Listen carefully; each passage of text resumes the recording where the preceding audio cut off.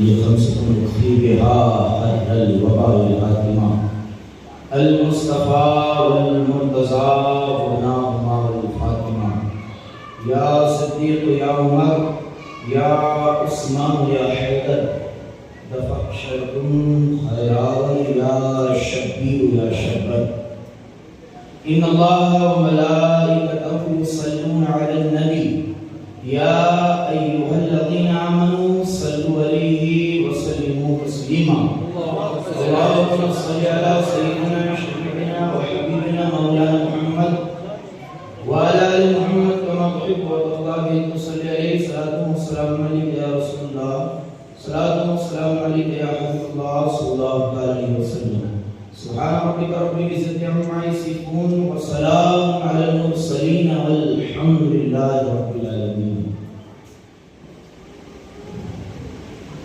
الحمد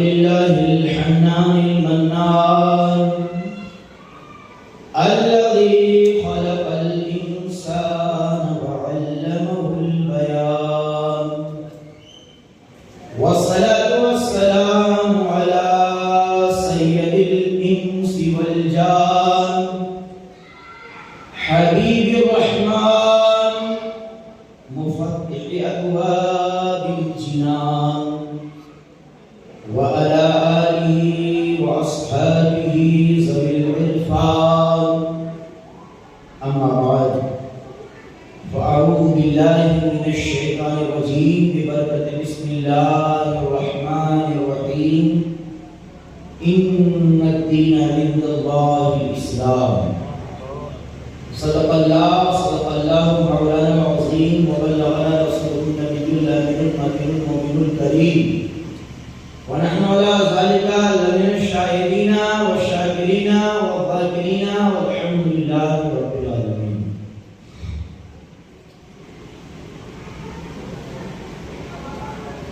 اسلام تیری فطرت میں قدرت نے لچک دی ہے. اسلام تیری فطرت میں قدرت نے لچک دی ہے. جتنا ہی دباؤ گے اتنا ہی ابھرے گا. جتنا ہی دباؤ گے اتنا ہی ابھرے گا. ہے قول خدا قول محمد فرمان نہ بدلا جائے گا. ہے قول خدا قول محمد صلی اللہ علیہ وسلم فرمان نہ بدلا جائے گا. بدلے گا زمانہ لاکھ مگر قرآن نہ بدلا جائے گا. بدلے گا زمانہ لاکھ مگر قرآن نہ بدلا جائے گا. نور خدا ہے کفر کی حرکت پہ خندزن. نور خدا ہے کفر کی حرکت پہ خندزن. بھوکوں سے یہ چراغ بجھایا نہ جائے گا. بھوکوں سے یہ چراغ بجھایا نہ جائے گا. دہائی یا دہائی محی الدین یا دہائی دہائی یا محی الدین دہائی بلا اسلام پر نازل یا غوث. آئیے سب سے پہلے سرکار مقرار نائب پروردگار دوسرے ہستی کے فصل اولین بہار ہمارے اور تمہارے پیارے آقا جناب پاک محمد رسول اللہ ارواحنا فدا صلی اللہ علیہ وسلم کے بارگاہ نور میں اپنی ایمانی طاقت کے ساتھ پوری جوابداری کے ساتھ درود شریف کا ہدیہ پیش کریں. پڑھیں بابا بلند اللہم صلی علی سیدنا شفیعنا وحبیبنا مولانا محمد وعلى آل محمد كما تحب وترضى بأن تصلي عليه صلاة وسلام عليك يا رسول الله صلاة وسلام عليك يا حبيب الله صلى الله عليه وسلم. محبت کے ساتھ ایک مرتبہ اور باز ورد درود شریف کہا جاتا ہے. اللهم صل على سيدنا مولانا محمد وعلى آله وأزواجه وذرياته وأهل بيته وابنه الكريم الغوث العظيم الجلاني. میرے دوستوں بزرگوں، اللہ جل شانہ نے اس پاکیزہ دین کو قیامت تک کے لیے نسل انسانی کے لیے ہدایت کا مینار نور بنایا ہے. اور ہر دور میں ہر زمانے میں جب اس کے دین پر حد سے زیادہ لوگ کیچڑ اچالنے کی کوشش کرتے ہیں تو اللہ اپنے نیک بندوں کو بھیجتا ہے۔ جب جب آقا کی امت راہ راستے سے بھٹک جاتی ہے، اسلام کی روحانیت ان کے نظروں سے اوجھل ہونے لگتی ہے، تب تک اللہ اپنے برگزیدہ اور پاکیزہ بندوں کو نسل انسانی میں ان کی ہدایت کے لیے اور اپنے حبیب کی پھیلائی ہوئی نورانی تعلیمات سے انسان کو پھر سے آگاہ کرنے کے لیے اب مسلمانوں کو مقصد زندگی اور دنیا والوں کو اسلام کی عظمت کو دکھانے کے لیے اللہ اپنے نیک بندوں کو ہر زمانے میں بھیجتا ہے۔ یہ اس کی سنت ہے، یہ سنت الہیہ ہے۔ میرے دوستوں اور عزیزوں، کل ہم اور آپ نے سرکار غوث اعظم کا علمی سفر سنا۔ آؤ سرکار پیران پیر غوث اعظم دستگیر علم دین مصطفیٰ کی نعمات کے ساتھ پڑھ رہے ہیں، آقا کا دین حاصل کر رہے ہیں۔ سرکار غوث پاک دن کب گیا رات کب گئی کوئی خبر نہیں، کوئی فکر نہیں، لیکن اس کے ساتھ ساتھ اپنے نبی کے جتنے فرامین دن میں پڑھتے ہیں رات میں اس پر عمل کرنے کی کوشش کر رہے ہیں، اپنے نانا جان کی ایک سنت کو زندہ کرنے کی کوشش کر رہے ہیں۔ سرکار پیران پیر غوث اعظم دستگیر کہتے ہیں کہ عراق کی جنگلوں میں 25 سال میں نے اللہ کی یاد میں ایسی حالت میں گزارا ہے کہ کوئی انسان مجھے نہیں جانتا تھا، کوئی انسان مجھے نہیں جانتا تھا۔ ایسے عالم میں جنات اور رجال الغیب میرے پاس آتے تھے، میں انہیں اللہ کی معرفت کا سبق پڑھاتا تھا، اللہ کی توحید کا جام پلاتا تھا۔ معرفت الہی کا سبق پڑھنے کے لیے، اللہ کی توحید کا سبق پڑھنے کے لیے میرے پاس رجال الغیب یا اولیاء اللہ کی وہ قسمیں ہیں کہ سب ولی کو بھی نہیں دیتے، ان کی ذمہ داری بہت اعلیٰ ہوتی ہے۔ رجال الغیب یعنی وہ اللہ والے جو نظر ہی نہیں آتے، یعنی بڑی اعلیٰ شان ہوتی ان کی۔ کہ غوث اعظم کے 25 سالوں میں جب میں ریاضت و مجاہدے میں ہوں تو جنات کی قوم جو میرے ہاتھ پہ آ کے توبہ کر رہی ہے، مسلمان ہو رہی ہے، عارف باللہ بن رہی ہے، اور وہ اولیاء اللہ کی مقدس جماعت جن کو بہت سارے اولیاء اللہ دیکھنے کی تمنا کرتے ہیں، وہ پاکیزہ جماعت میرے پاس آ کے اللہ کے دولت عرفان کا جام پی رہی ہے۔ پیران پیر غوث اعظم دستگیر کہتے ہیں ان ایام میں نے 1 سال ایسا گزارا ہے کہ جس میں نے صرف کھایا ہے تو پانی نہیں پیا، اور 1 سال ایسا مجاہدے میں گزارا کہ میں نے پانی پیا تو کھایا نہیں، اور 1 سال اللہ کی یاد میں ایسی گزاری کہ نہ میں نے پانی پیا نہ کھانا کھایا۔ پیران پیر کہتے ہیں نورانی شخصیت میرے پاس آتے ہیں اور کہتے ہیں عبد القادر یہیں بیٹھے رہے۔ پیران پیر روشن ضمیر کہتے ہیں وعدے کو نبھانے کے لیے وہاں 1 سال تک اس کا انتظار کرتا ہے۔ 1 سال کے بعد پھر وہ نورانی شخصیت آتے ہیں، عبد القادر یہاں بیٹھے رہنا، میں جب تک نہ آؤں تو یہاں سے جانا ہوں، آپ نے وعدہ کر لیا۔ پھر دوسرے سال بھی گزر گیا، پھر وہ شخصیت آتے ہیں، کہتے ہیں عبد القادر یہاں بیٹھے رہنا، نہ جانا۔ غوث اعظم نے پھر وعدہ کر لیا، لیکن سچے نبی کا سچا نواسا، صادق الوعد الامین کا فیضان نبوت سے اپنی روح کو منور کرنے والی شخصیت۔ میرے آقا کا وعدہ نبھانا تو ایسا ہے کہ کفار مکہ جنہوں نے ایمان نہیں بھی لایا وہ آقا کے صادق الوعد الامین ہونے کی گواہی دیتے تھے۔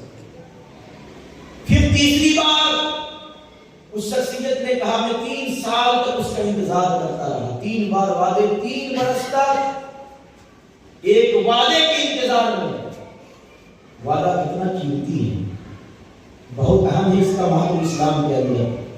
سرکار غوث اعظم کہتے ہیں 3 سال کے بعد وہ نورانی بزرگ ایک طباق میں نورانی خوشبو خوشبودار کھانا لے کے آئے کہ عبد القادر مجھے اللہ کا حکم ہے کہ تیرے ساتھ بیٹھ کے کھاؤں میں خواجہ خضر علیہ السلام.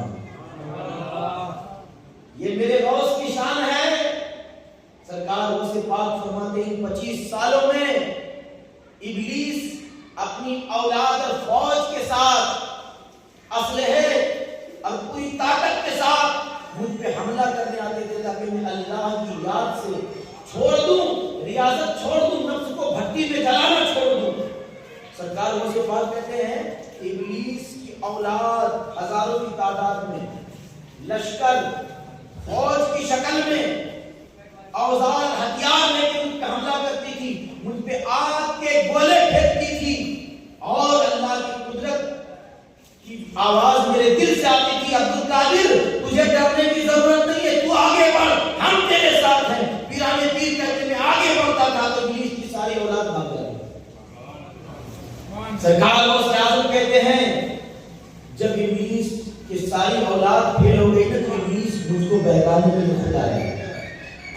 پہلی بار آیا تو ایک سائل بن کے آیا, بھکاری بن کے آیا. کہا سرکار میں آپ کی خدمت کرنا چاہتا ہوں. غوث اعظم نے کہا مردود تو کیسا بھی بھیس بدل لے, میری نظر سے تو چھپ نہیں سکتا ہے, تو ابلیس لعین ہے, مجھے گمراہ کرنے کے لیے آیا ہے. سرکار غوث اعظم نے جیسے ہی یہ کہا نا, کہتے ہیں کہ آسمان سے نورانی پنجہ ظاہر ہوا اور اس نے ابلیس کے سر پہ اتنا زور سے مارا کہ ابلیس زمین میں دھس گیا. پھر بھی لعین نے ہاتھ نہیں ماری. غوث اعظم کہتے پھر دوسری بار زمین سے باہر نکلا. سرکار غوث اعظم کہتے اس بار وہ پوری طاقت کے ساتھ مجھ پر, ہم اپنی پوری طاقت کے ساتھ مجھ پر حملہ آور ہوا تو میں کیا دیکھتا ہوں, ایک نورانی شخصیت گھوڑے پہ سوار, چہرے پہ نقاب ہے, ظاہر ہوئی. انہوں نے مجھے تلوار دیا اور تلوار دینے کے بعد کہا عبد القادر ابلیس کا مقابلہ کرو. پیرانے پیر کہتے ہیں جیسے ہی میں نے وہ غیبی تلوار ہاتھ میں لیا اس کو دیکھتے ہی ابلیس بھاگ گیا.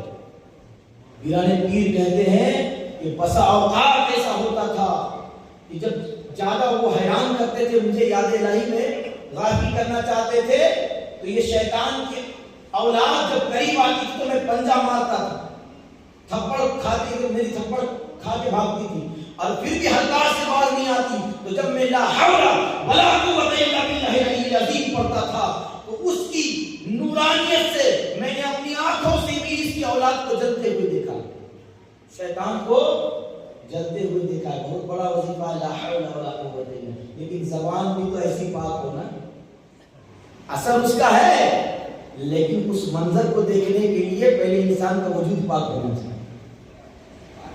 زخمی تو ہوتا ہے, اس لیے میرے آقا کی حدیث ہے کہ جب بندے مومن لا حول ولا قوت الا باللہ العلی العظیم کہتا ہے نا تو شیطان کو تلوار کی طرح اس کے جسم پہ وار لگتا ہے, وہ زخمی ہوتا ہے. درود شریف پڑھیے اللہم صلی علی سیدنا شفیعنا حبیبنا مولانا محمد وعلی آل محمد کما تحب و ترضى صلی علیہ صلاۃ و سلام علیک یا رسول اللہ, صلاۃ و سلام علیک یا حبیب اللہ. میرے دوستو اور بزرگوں, پیرانے پیر غوث اعظم دستگیر بڑے پیر علم دین حاصل کر رہے ہیں. آپ جانتے ہو غوث اعظم کے استاد کتنے بڑے بڑے, یہ جو غوث اعظم کے پیر و مرشد ہے نا خواجہ ابو سعید مخزومی, یہ عراق کے مفتی اعظم تھے شافعیوں کے, جو غوث اعظم کے پیر ہیں. سرکار غوث اعظم نے جن لوگوں سے علم حاصل کیا نا ان میں ایک نام علامہ ابن عقیل حنبلی کا آتا ہے, جنہوں نے اسلام کی انسائکلوپیڈیا کے اوپر ایک کتاب لکھی, کتاب الفنون, جو 200 والیوم میں ہے, 200 والیوم میں. کئی کتابوں, غوث اعظم کے جتنے بھی اساتذہ ہیں نا جن سے غوث اعظم نے سیکھا وہ علم کے پہاڑ تھے, لیکن پیرانے پیر نے جب اپنے استادوں سے علم حاصل کیا نا تو علم حاصل کرتے کرتے استادوں کو پتا چل گیا کہ عبد القادر تم جو رموز و اسرار سید کے بتاتے ہو, واشگال کرتے ہو, تو ہماری نظر سے بھی نہیں گزرا ہے, ہماری نظر سے بھی نہیں گزرا ہے. میرے دوست, سرکار پیرانے پیر غوث اعظم دستگیر رضی اللہ تعالیٰ عنہ علم دین مصطفیٰ بھی حاصل کر رہے اور اپنے نفس کو مجاہدے کی بھٹی میں جلا دے رہے ہیں، اپنے نفس کے مکر و فریب سے بھی باہر نکل رہے ہیں۔ سرکار غوث پاک فرماتے ہیں شیطان کے جال کو سمجھنے میں مجھے کئی سال لگ گئے، ان جالوں کو کاٹا میں نے 1 سال، کہ شیطان دنیا میں ایمان والوں کو کیسے برباد کرتا ہے۔ امام پیر کہتے ہیں دل کے اندر سے، دل کے متعلق جو جال لوگوں سے ملا ہوا ہے، اس کی وجہ سے بندے مومن رشتوں کے بہکاوے میں آ کے اللہ اس کے رسول کا کیسا باغی ہو جاتا ہے، اس جال کو بھی میں نے کاٹا۔ پیرانے پیر کہتے ہیں اتنا مجاہدہ کیا میں نے، اتنا مجاہدہ کیا کہ میں نے اپنے نفس کو مسلمان بنا لیا، میں نے اپنے نفس کو مسلمان بنا لیا۔ یہ محی الدین ہی کر سکتا ہے نا میرے دوستوں بزرگوں۔ پیرانے پیر ایک طرف علم دین مصطفیٰ حاصل کر رہے ہیں، ایک طرف ولایت کی منزلیں طے کر رہے ہیں، لیکن بغداد کا معاملہ کچھ اور ہے۔ عالم اسلام کی اب تھوڑی سی تاریخ کی طرف آپ کی توجہ لے جا رہا ہوں۔ کیسا دور ہے؟ مسلمان سیاست کے اعتبار سے سب سے کمزور، بادشاہانہ اسلام سرحدوں کی حفاظت کرتے، اسلامی علوم کو ترویج و اشاعت میں نبی کے دین کو پھیلانے کا کام کرتے، لیکن بادشاہت اتنی کمزور ہو چکی ہے، اس خلیفے مسلمانوں کے اتنے کمزور ہو گئے ہیں بادشاہ وقت۔ یہ صرف بغداد کا واقعہ نہیں، عباسی حکومت عروج پہ رہا 200 برس تک، عباسی حکومت کا لوہا مانتی ہے دنیا 200 برس تک، لیکن 200 برس کے بعد یہی عباسی خلفاء علماء حق کے قاتل بن گئے، خدا کے دوستوں کے دشمن بن گئے۔ پھر کیا ہوا؟ عباسی حکومت زوال پذیر ہونے لگی، ایک طرف مسلمانوں کی حکومت زوال پذیر ہو رہی ہے، بادشاہ نے وقت جو کل تک اسلام کے مجاہد تھے ان کے ہاتھ میں شراب آ گیا ہے، سامنے لونڈیاں ناچ رہی ہیں، وزیر ایسے پستی میں ہے، مسلمانوں پہ ظلم کر رہا ہے۔ ایک طرف مسلمانوں کی حکومت اتنی خستہار ہو گئی ہے کہ یہود و نصارا جہاں جہاں انہیں موقع مل رہا ہے مسلمانوں کو شہید کر رہے ہیں، مار رہے ہیں بے دردی کے ساتھ، لیکن کوئی بھی ایسا غیرت مند نہیں ہے جو ان دشمنان اسلام کو کہ آنکھوں میں آنکھیں ملا کر ان کو جواب دے سکے۔ اس لیے کہ بغداد جو تھا نا وہ مرکز کا بغداد کو رسول ملاد کہا جاتا ہے، اسلامی سلطنت کا ہیڈ کوارٹر تھا بغداد 400 برس تک۔ ایک طرف مسلمانوں کی حکومت کمزور ہوئی، دیکھو چیلنج غوث پاک کے سامنے چیلنج بہت بڑے تھے، ایک طرف اسلامی حکومت بالکل دم توڑنے کی کگار پہ ہے، اور دوسری طرف علم حاصل کرنے والے نے مناظرے کو، بحث و مباحثہ کو اپنی مقصد زندگی بنا لی ہے۔ بحث کرنا اور بحث اور مناظرہ ڈیبیٹ اس لیے کرنا کہ کون بڑا عالم ہے، کون بڑا مفتی ہے، کس کا امام حق پر ہے، کس کا پیر حق پر ہے، کس کا استاد حق پر ہے، اسی میں زندگی چل رہی ہے۔ امام غزالی جیسی شخصیت بغداد کی حالت دیکھ کر ناراض ہو کر بغداد چھوڑ کے چلے گئے، مایوس ہو کر بغداد چھوڑ کے چلے گئے۔ تو عالم کیا ہو گیا؟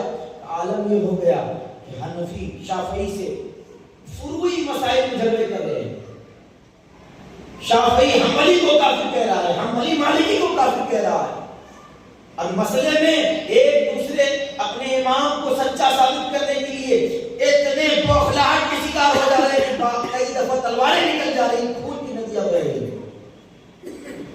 یعنی یہ جو دین لوگوں کی نفس کی اصلاح کے لیے آیا تھا، قلب کو پاکیزہ کرنے کے لیے آیا تھا، وہ علم حاصل کرنے والے اپنا گروہ، اپنی جماعت بن کے مسلمانوں کی طاقت کو کمزور کر دیا۔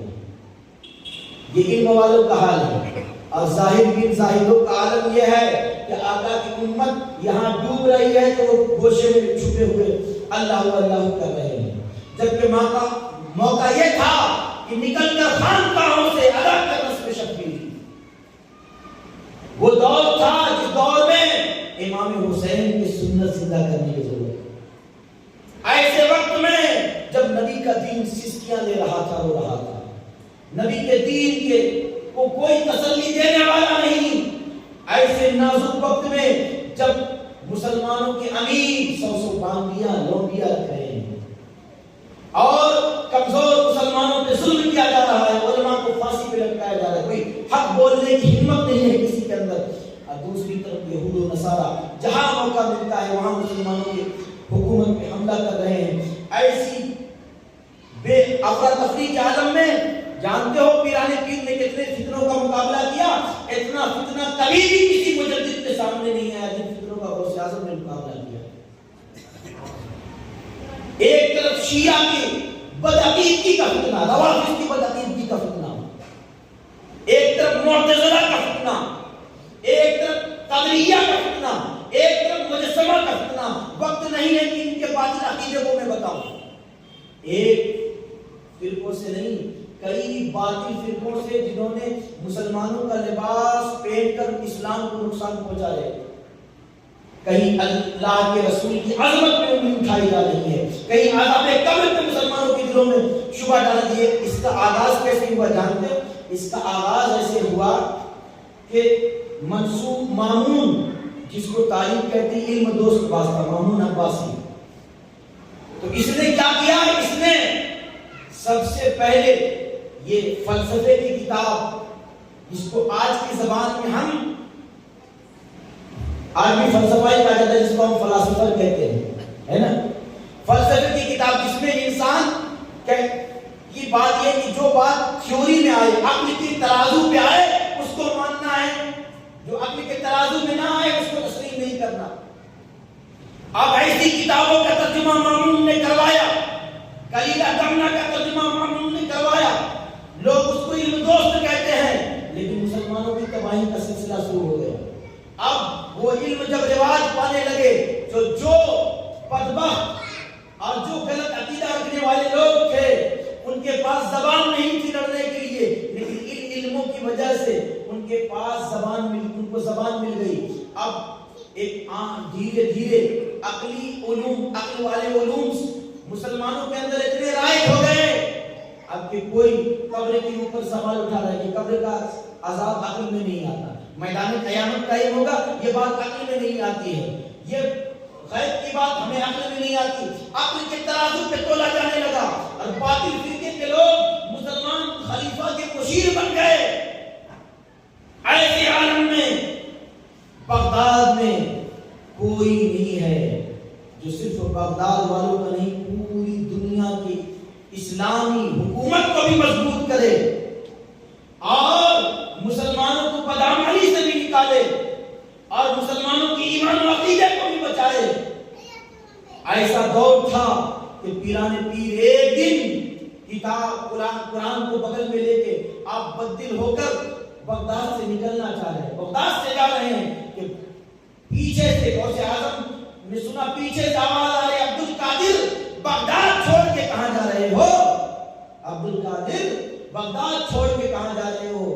کہا ایسا عالم ہے کہ مسلمان کا خون بہا رہا ہے, ایک دوسرے کو کافر کہنے سے مسلمانوں کو فرصت نہیں ہے, بدعقیدگی اور اللہ اس کے رسول کے فرامین کا مذاق بنایا جا رہا ہے. ایسے عالم میں سانس لینے کا بھی میں نہیں سوچ سکتا. اپنے ایمان کی حفاظت کے لیے میں سوچ رہا ہوں میں جنگلوں میں چلا جاؤں, بغداد کو چھوڑ دوں. پیرانے پیر کہتے پھر میں آگے بڑھا تو ایک کوئی غیبی چیز نے ایسا لگا جیسے مجھے دھکا دیا.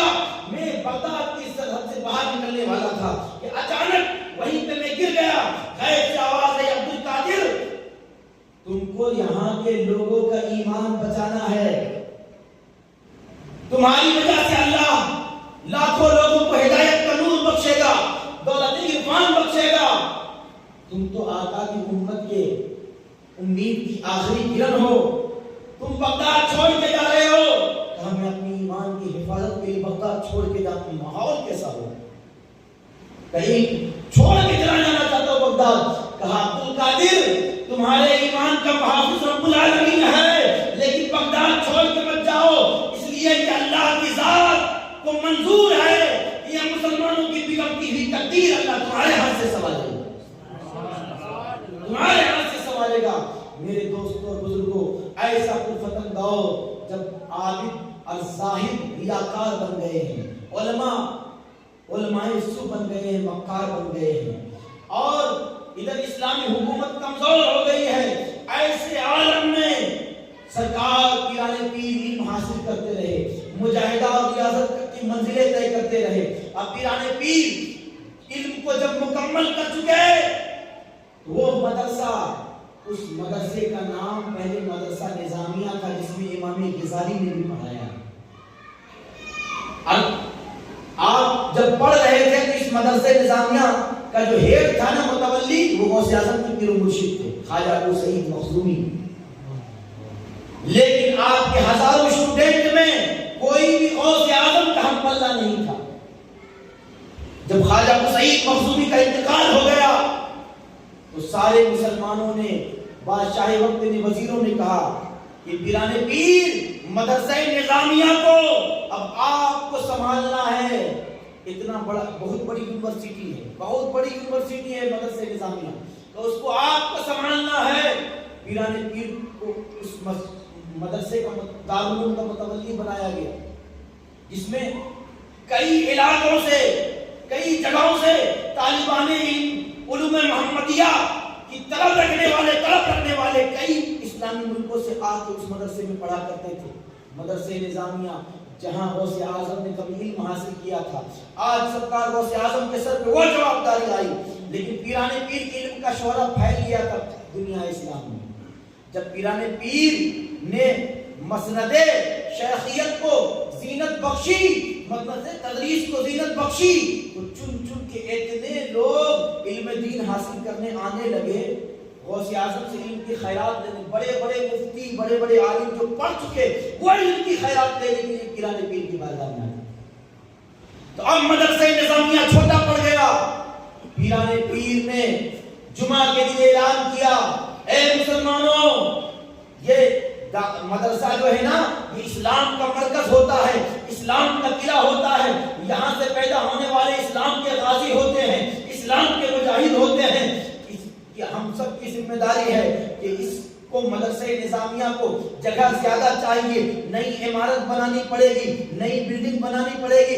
آج یارو اتنا بڑا مدرسہ ہمارے پاس ہے، لیکن ہمیں افسوس ہوتا ہے کہ مسلمانوں کی ناقدری کیسی ہے۔ پنکھا ہمارے پاس ہے، سہولت ہمارے پاس ہے، لیکن ہمیں اپنے بچوں کو پڑھانے کا وقت نہیں ہے، پڑھانے کا وقت نہیں ہے۔ لیکن جس پیر کا تم کلمہ پڑھتے ہو، معاذ اللہ، جس پیر لا الہ الا اللہ محمد رسول اللہ صلی اللہ علیہ وسلم، جس پیر سے تم محبت کرتے ہو نا، جس پیر سے تم محبت کرتے ہو، وہ پیر علم 30 برس تک علم حاصل کرنے کے بعد بھی ڈائریکٹ اپنی خانقاہ بنا کے نہیں بیٹھ گیا۔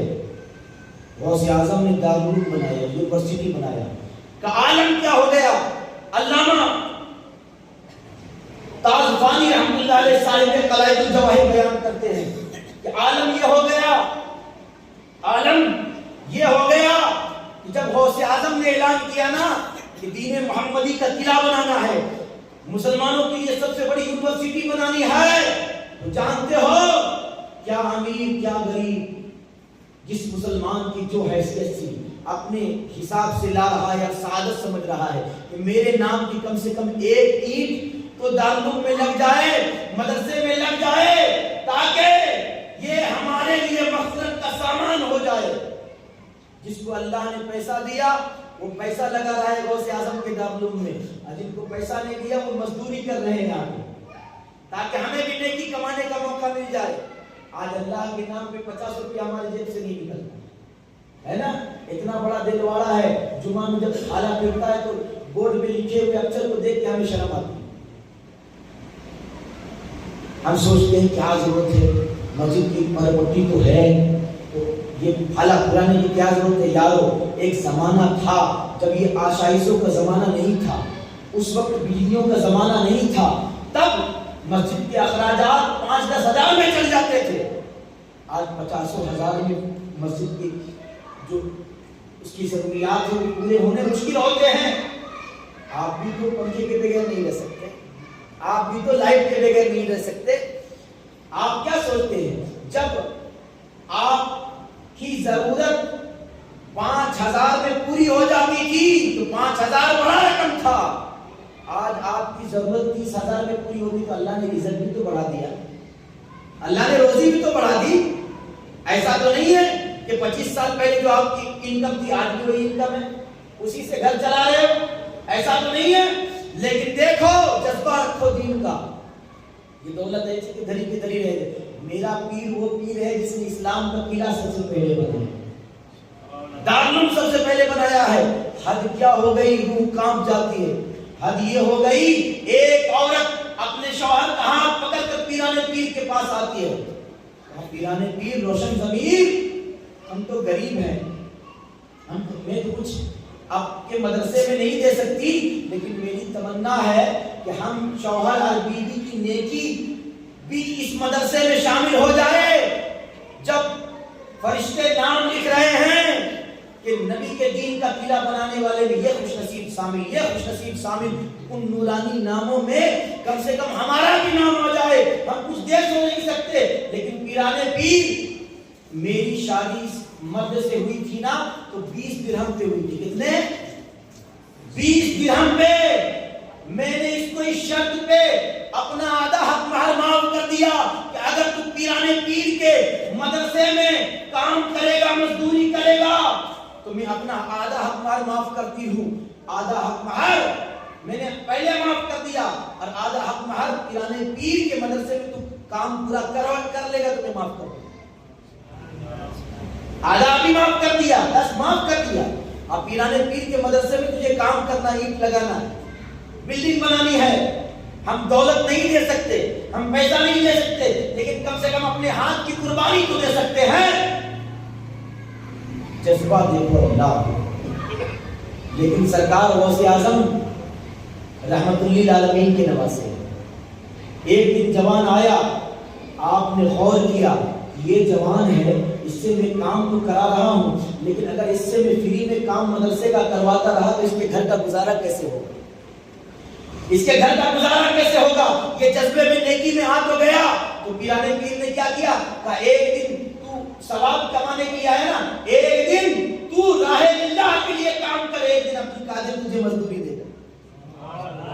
ایک دن تو راہ اللہ کے لیے کام کر, ایک دن تجھے مزدوری دے گا. چند دن کام کرانے کے بعد پیرانے پیر نے کہا اب جاؤ, جو تمہاری روزانہ کی انکم ہے اس سے تمہارا گھر چلے گا, اتنی انکم میں تمہارا گزارا نہیں ہوگا. پیرانے پیر نے کسی غریب کو یہ کہہ کے بلے میں نہیں کیا کہ مدرسے کا کام ہے کر دو, مسجد کا کام ہے کر دو نا, ہے نا. غریب کر بھی دیتا ہے, لیکن امیر سے 500 روپیہ نکالنا مشکل ہے نا. لیکن یارو جس پیر کے ہم ماننے والے ہیں نا, تو ایسے دور میں پیرانے پیر کی فکر اور سوچ پہ قربان. آپ کی سوچ گئی, فکر گئی کہ ابھی سب سے بڑی ضرورت ہے مسلمانوں کے لیے اسلامی قلعہ بنانے کا, مدرسہ بنانے کا, اس لیے کہ یہی سے مجاہد پیدا ہوں گے.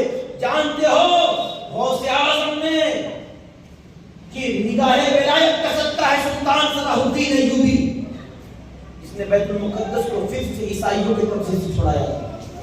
یہ صلاح الدین ایوبی کون ہے جانتے ہو؟ یہ غوث اعظم کی دعا سے پیدا ہوا ہے. جانتے ہو اسلامی سلطنت کے پھر سے مضبوط ہونے میں اب مسلمانوں کی معاشی اور سیاسی عالم, سیاسی حالت اور اخلاقی اور دینی ملی سماجی ہر اعتبار سے اسلام 36 صدی ہجری کے بعد جو مضبوط ہوا ہے, ان میں ساری چیزوں پہ قربانی ہے غوث اعظم. سرکار غوث اعظم نے صرف ایک طرف عالموں کو تیار نہیں کیا. جانتے ہو تاریخ بتا رہا ہوں میں تمہیں, یہ غوث اعظم کی بڑی کرامتیں ہیں جو بیان کر رہا ہوں. عربی میں لکھی ہوئی کئی کتابیں ہیں جو غوث اعظم کے ان کارناموں پہ لکھی گئی. کا سنو, جب صلیبی جنگ ہو رہی تھی اور صلاح الدین ایوبی کے دل میں تمنا ہے, نور الدین زنگی کے دل میں تمنا ہے, جو بیت المقدس فاروق اعظم کے زمانے میں ہمارے ہاتھ میں تھا, ہمارا قبلہ اول آج یہودی عیسائیوں کے ہاتھ میں ہے, وہ قبلہ اول آج بھی پکار رہا ہے 57 اسلامی ملکوں کو. لیکن بے غیرت کو کیسے سوئے ہوئے ہیں کہ شرم نبی خوف خدا, یہ بھی نہیں, وہ بھی نہیں. عالم یہ ہے کہ فکر عرب کو دیکھے, تخیلات، اسلام کو حجاز و یمن سے نکال دو۔ انگریزوں نے ان عربوں کے دماغوں کو خرید لیا، لیکن ایک حسین کا بیٹا وہ ہے جس نے 5ویں صدی ہجری میں مردہ زمین لوگوں کے دلوں میں پھر سے اسلام کی زندگی بھر دی ہے، اسلام کا نور بھر دیا۔ جانتے ہو غوث اعظم کا سیاسی انقلاب کیا ہے؟ غوث اعظم جانتے تھے اگر حکومت مضبوط ہوگی مسلمانوں کی تو دین کا کام بھی مضبوط ہوگا، دین کا کام بھی مضبوط ہوگا، معرفت کا کام بھی مضبوط ہوگا، مسلمان کسی معاملے میں کسی کو محتاج نہیں۔ سرکار غوث پاک کا جو دارالعلوم تھا نا، سلطان صلاح الدین ایوبی نور الدین زنگی چن چن کے بچوں کو، بیت المقدس کے بچوں کو اور گاؤں کے بچوں کو بھیجتے تھے کہ اگر علم حاصل کرنا ہے اور بارہمل عالم بننا ہے اور اسلام کا درد رکھنے والا عالم بننا ہے تو پیران پیر غوث اعظم دستگیر کے مدرسے میں جا کے پڑھو۔ جانتے ہو صلاح الدین ایوبی نے جب بیت المقدس کو فتح کیا ہے نا، اس میں سب سے بڑی جماعت عالموں مفتیوں کی تھی، اور اس میں 70% وہ عالم مفتی تھے جو غوث اعظم کے مدرسے میں پڑھ کے عالم اور مفتی بنے تھے۔ نعرہ تکبیر، نعرہ رسالت، غوث کا دامن۔ سبحان اللہ، ماشاءاللہ۔ تو میرے دوستو بزرگوں، لوگ کہتے ہیں یہی سوچ ہے، فلسطین کے بچوں کی آنسو سوکھ گئے، سر پہ چھت نہیں ہے۔ آج دنیا کے سامنے امریکہ بھی ننگا ہو گیا، دنیا کے سامنے فورن کنٹریز بھی ننگی ہو گئی جو انسانیت قدم بھرتے تھے۔ اسرائیل کی سفاکی پر کوئی حد، ہم غیروں سے کیا شکایت کریں؟ رونا تو اپنوں کا ہے جو لا الہ الا اللہ محمد رسول اللہ پہ پوری امت کو کہتے لا الہ الا اللہ پہ جمع ہو جاؤ، لا الہ الا اللہ پہ جمع ہو جاؤ۔ ارے کم سے کم اتنا ہی لا الہ الا اللہ کا خیال ہوتا تو بیت المقدس کے بچوں کے آنکھوں میں آنسو نہ ہوتے، وہ ان کی مائیں بے سہارا نہ ہوتی، بچے یتیم نہ ہوتے، ہزاروں سہاگ نہ اجڑتے، گھر زندہ قبرستان نہ بن جاتے، پانی اور ہوا زہریلی نہ ہو جاتی۔ سلطان ملک ہے لیکن علامہ اقبال کو وہ شعر یاد آ جاتا ہے، یہی شیخ حرم ہے جو بیچ کھاتا ہے، یہی شیخ حرم ہے جو بیچ کھاتا ہے۔ ارے گلی میں گوزرو چادر زہرا، گلے میں گوزرو فقر اویس اور چادر زہرا، اسلام کی ان ساری عظمتوں کو ان ظالموں نے بیچ دیا۔ کہا کیسا عالم ہو گیا؟ انگریزوں نے سوچا جب 200 سال حکومت کی دنیا پہ نا انگریزوں نے، تو سب سے بڑا خطرہ ان کو اسلام سے لگا۔ یہ وہ جب ہے وہ قوم ہے کہ جب تک طاقت میں رہے گی نا تو ہم بے حیائی پھیلا نہیں سکتے ہیں، ہم انسان کو ننگا کر نہیں سکتے ہیں، ہم عورت کو برہنہ کر نہیں سکتے ہیں فیشن کے نام پر۔ تو اس نے کہا اسلام کو وہاں سے کمزور کرو جہاں سے اسلام اگر کمزور ہو گیا، اگر مرکز مسلمانوں کا کمزور ہو گیا ایمانی اعتبار سے، اخلاقی اعتبار سے، حیا کے اعتبار سے، تو دنیا کا کوئی مسلمان کبھی بھی ایک پلیٹ فارم پہ جمع نہیں ہو سکتے۔ جب بھی وقت آیا اسلام پر تو عرب مضبوط تھا، مدینہ مضبوط تھا، تو مسلمان اتحاد کے ایک پلیٹ فارم پہ جمع ہو گئے۔ تو سب سے پہلے کیا کیا کہ وہ فاتح کش جو موت سے ڈرتا نہیں کبھی، روح محمدی کو اس کے بدن سے نکال دو۔ کہ یہ قوم جو بھوکے رہ کے بھی اپنے نبی کے اوپر جان لٹانے کے لیے تیار ہے، اس قوم سے ان کے عشق مصطفیٰ کی جو دولت ہے اس دولت کو چھین لو، اس لیے کہ ان کے پاس یہ سب سے بڑا ہتھیار ہے۔ جب تک یہ قوم اپنے نبی کے لیے مٹنے کے لیے تیار ہوگی تب تک اسلام کو ہم کمزور نہیں کر سکتے ہیں، اپنی جہالت بھری تعلیم کو دنیا میں عام نہیں کر سکتے ہیں۔ تو کیا پہلا حربہ یہ ہے کہ عام مسلمان جو اپنے نبی کے لیے آج بھی سرفروشی کے لیے تیار ہے، جان دینے کے لیے تیار ہے، کیا کرو کہ وہ فاتح کش جو موت سے ڈرتا نہیں کبھی، روح محمدی کو ان کے بدن سے نکال دو۔ تو کیا ہوگا؟ ہم مسلمان موت سے ڈرنے لگیں گے، مسلمان کو جان پیاری ہو جائے گی۔ یہی تو جان کی لالچ اور فکر ہے نا عرب کے شیخوں کو، عرب کے شیخوں کو اسی جان کی تو پرواہ ہے، یہی تو لالچ ہے دنیا کی کہ اگر ہم نے فلسطین کا ساتھ دیا، بیت المقدس کا ساتھ دیا، تو وہ وہ ہزاروں کروڑوں کی کمپنیاں جو ہم نے فورن میں کھول رکھی ہے، انویسٹمنٹ کر رکھا ہے، یورپ بند کر دے گا، ہم بھکاری ہو جائیں گے، ہم اپاہج ہو جائیں گے، ہم کمزور۔ یاد رکھو جو قوم عیاش ہو جاتی ہے نا، وہ قوم اپنی بھائیوں کی حفاظت کرنے کے لائق نہیں رہتی، لائق نہیں رہتی۔ میرے دوستوں اور بزرگوں، عجیب معاملہ ہے، دیکھو اس سے بھی خطرناک زمانہ تھا غوث اعظم کے سامنے، لیکن علی کا وہ شیر، امام حسن و حسین کا وہ نورانی بیٹا فضل، جس نے بتایا کہ علی کا کے خون میں آج بھی وہ طاقت ہے کہ جو کام بادشاہوں کو کرنا تھا، جو اسلامی سلطنت نہیں کر سکی، وہ کام علی کا ایک فضل چونکہ چٹائی پہ بیٹھ کے کر گیا، کر گیا۔ اسلامی حکومت کو بادشاہ وقت غوث اعظم کے پاس آتے تھے نا، تو ہاتھ باندھ کر جب پتا چلتا کہ بادشاہ آ رہا ہے ملنے کے لیے، تو غوث اعظم کمرے میں چلے جاتے تھے تاکہ اس کے لیے اٹھنا نہ پڑے۔ جب آتا بادشاہ آپ کی دستبوسی کرتا، تو دستبوسی کر ہماری اگر کوئی کرے تو ہم اس کو کبھی نہیں بتائیں گے تمہارا یہ حرام کام کر رہے ہو، اس کو چھوڑ دو، لیکن غوث اعظم کی دستبوسی کرتا تھا، غوث اعظم اسے خوف الہی دلاتے تھے، اللہ نے تجھے مسلمانوں کا بادشاہ بنایا ہے تو یہ کیا ظلم کا کام کر رہا ہے۔ آقا کی امت کے کا خیال رکھ، آقا کی امت میں غریب اور یتیموں کا خیال رکھ۔ بادشاہوں کو غوث اعظم جھاڑتے تھے، اور بادشاہ کو کسی مسلمان کی پریشانی آئی، بادشاہ کو جب خط لکھتے تھے کہتے تھے میرا آرڈر ہے، اب بادشاہ آپ کی خط کو چونتا تھا، اس کو انکار کرنے کی ہمت نہیں تھی۔ یہ غوث اعظم کی ولایت کا جلال تھا۔ میرے دوستوں اور بزرگوں، پیران پیر روشن ضمیر نے وہ انقلاب لایا، وہ انقلاب لایا کہ سرکار پیران پیر غوث اعظم دستگیر، ایک طرف آپ نے عالموں اور مفتیوں کی وہ مقدس جماعت تیار کی جو بامن مفتی تھے، جو عارف باللہ تھے، اور جانتے ہو بڑے بڑے نحوی اور صرفی غوث اعظم کے پاس آتے تھے کہ سرکار غوث اعظم سے چند دن خالی پڑھنے کے لیے ہمیں مل جائے، اور انہیں ناز ہوتا تھا۔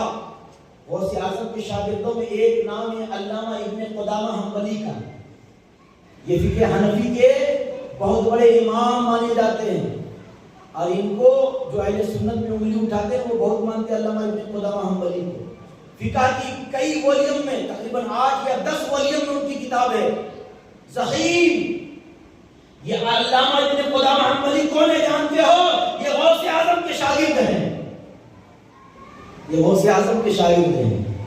سرکار غوث اعظم کے نظر ولایت سے ایسے ایسے باکمال لوگ، ایسے ایسے باکمال عالم پیدا ہوئے جنہوں نے بعد میں الگ الگ شہروں میں ایک ایک عالم نے نبی کے دین کا کام کیا۔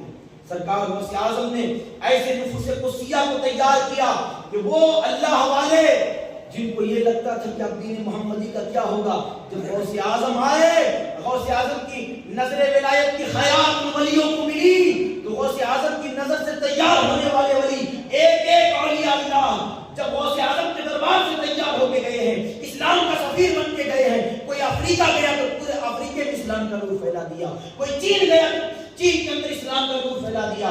غوث اعظم نے بغداد میں بیٹھ کر ایسی مقدس جماعت پیدا کی جنہوں نے ایک ایک غوث اعظم کے مرید نے کئی کئی شہروں کو مسلمان کیا، کئی کئی شہروں کو۔ میرے پیارے، پیر بن جانا آسان ہے، لیکن پیران پیر نے بتایا کہ اگر پیر بنے ہو تو پیر کی ایک ذمہ داری کیا ہوگی، مسلمانوں کی روح کو گندگی سے بچانا، مسلمانوں کی نظر کو پاک کرنا، یہ پیر کی ذمہ داری ہے۔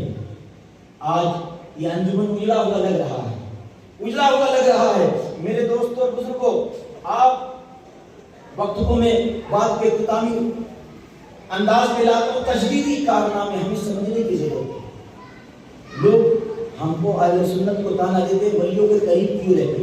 میں نے کہا نادانو، جس دن تم ولیوں کی تاریخ پڑھ لو گے نا، تم کو سمجھ میں آئے گا ہم ولیوں کے قریب کیوں رہتے ہیں۔ ان کے قریب رہ کے اللہ اور اس کے رسول کے وفادار کیسے بنے جائے وہ سبق ملتا ہے ہمیں، اسلام کے مت مٹنے کا سبق ملتا ہے ہمیں۔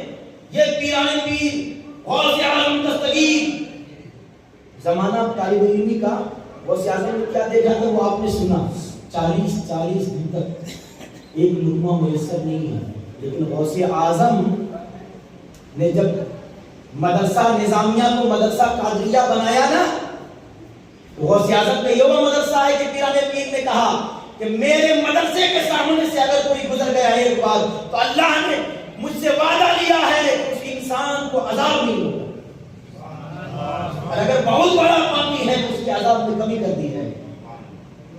یہ غوث اعظم کے مدرسے کی شان ہے. کہا سرکار پیران پیر نے علم تو بڑی مشقت سے لیکن جو مشقت جھیلتا ہے نا اس کو پتا ہوتا ہے کہ نبی کے دین کا علم حاصل کرنے والے وطن کو چھوڑ کے آئے ہیں ماں باپ کو چھوڑ کے آئے ہیں. تو جانتے ہو غوث اعظم کیا کرتے تھے؟ حیرت آتی ہے اللہ ہو کون پیر ایسا کر سکے گا آج کے زمانے میں.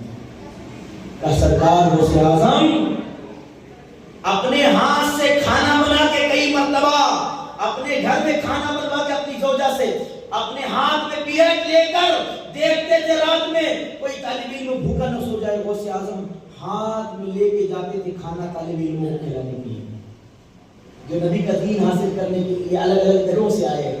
عالم کیا تھا کہ غوث اعظم کے 49 بیٹے بیٹیاں ہیں. کتنے؟ 49. لیکن غوث اعظم کی 11 بیٹے وہ ہیں جن سے غوث اعظم کی نسل چلی ہے نا.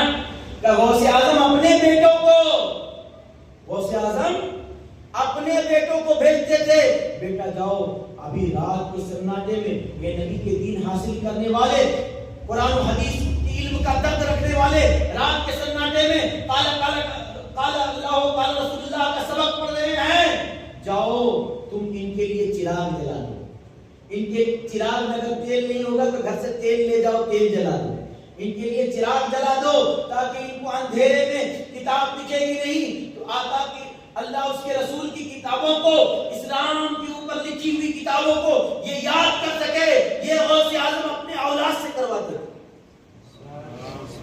یہ غوث اعظم اب یہ ہمارا پیر وہ ہے جس پیر نے ہمیں سبق دیا ہے کہ نبی کے دین سے محبت کرو. جہاں نبی کے دین کی تعلیم ہو رہی اس قلعے سے محبت کرو. آپ کے بچے خوش نصیب ہیں قرآن پڑھتے ہیں. نہ جانے اس معصوم بچے کی زبان پہ قرآن پڑھنے کی وجہ سے اللہ آپ کی کتنی خطاؤں کو معاف کر دیتا ہے کتنے گناہوں کو معاف کر دیتا ہے.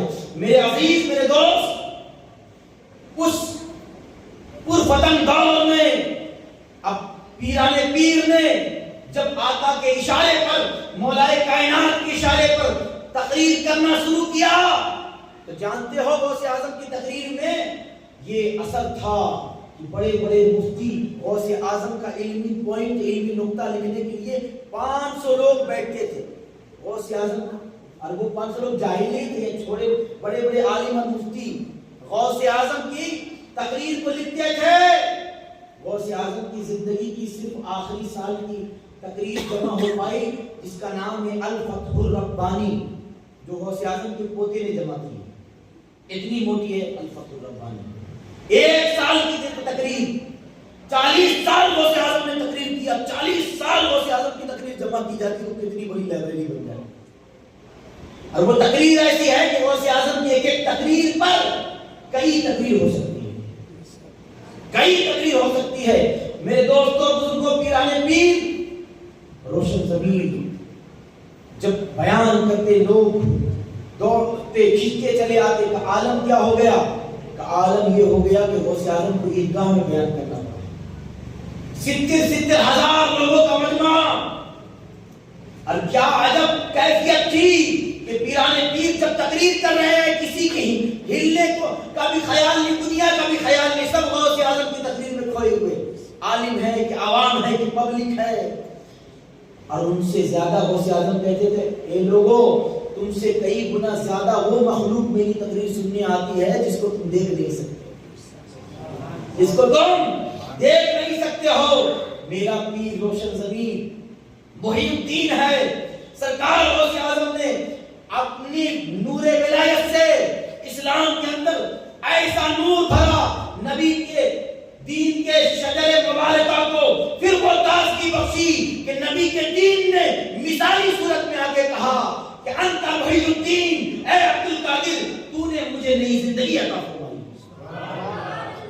تو نے مجھے نئی زندگی۔ یہ صرف ایک واقعہ نہیں ہے، یہ جو میں نے ساری باتیں بتائی نا اسی لیے بتائی کہ لوگ تم سے کوئی یہ نہ کہے گا تم تو غوث کا نعرہ لگانے والے ہو، ایسے محی الدین کہہ دیتے، ایسے محی الدین کہہ دیتے نہیں، کیسا کام کیا ہوگا وہ ایک جھلک میں نے خالی آپ کو دکھائی۔ حالانکہ بہت لمبا موضوع ہے لیکن میں نے زیادہ لمبا اس لیے نہیں کرنا چاہتا کہ میں جانتا ہوں کہ ہماری قوم کو میٹھی باتوں کی عادت ہے نا، تاریخ کو غور سے سننا نہیں چاہتی، میں سنا بھی دوں تو وہ ادھر سے سنے ادھر سے نکال دوں۔ لیکن میرے دوست غوث اعظم نے کیسا کارنامہ انجام دیا ہوگا کہ نبی کے دین نے آ کے جب تعریف کری ہو اور نبی کے دین نے کہا ہو، ہر ایک کو دین کی خدمت پر اس کا پیر نام دیتا ہے، اس کا استاد نام دیتا ہے، پیران پیر، روشن ضمیر، امام حسن و حسین کا نور، نورانی بیٹا، مولا کائنات کا شہزادہ وہ ہے کہ جس نے نبی کے دین کی ایسی خدمت کی کہ نبی کے دین نے آگے خود کہا کہ عبد القادر تو نے مجھے زندہ کیا۔ غوث اعظم کی وہی انفرادیت ہے جو پیران پیر کے سوا کسی کے زندگی میں نظر نہیں آتی۔ یہ پیران پیر کی ولایت کا صدقہ ہے کہ بعد میں کئی صدیوں تک کئی ملکوں میں جو تم کو یہ سفیر دکھتے ہیں اسلام کے، یہ غوث اعظم کے غلام اور منیر ہے نا۔ افلا الشموس الاولین وشمسنا ابدا علی افق العلا لا تغربوا، میری عظمتوں کا چراغ، میری عظمتوں کا سورج وہ سورج ہے جس کو کبھی زوال نہیں ہے، وہ چمکتا رہے گا، یعنی میری عظمتوں کے ترانے منقبت صبح قیامت تک گائے جاتے رہیں گے۔ کیوں؟ اس لیے کہ پیران پیر کوئی پیر نہیں، محی الدین ہے، جب تک نبی کا دین ہے تب تک پیران پیر کا نام زندہ ہے۔ اللہ تعالیٰ ہم سب کو سرکار غوث اعظم کے نقش قدم پہ چلنے کی توفیق عطا فرمائے۔ وآخر دعوانا الحمدللہ رب العالمین۔ السلام علیکم۔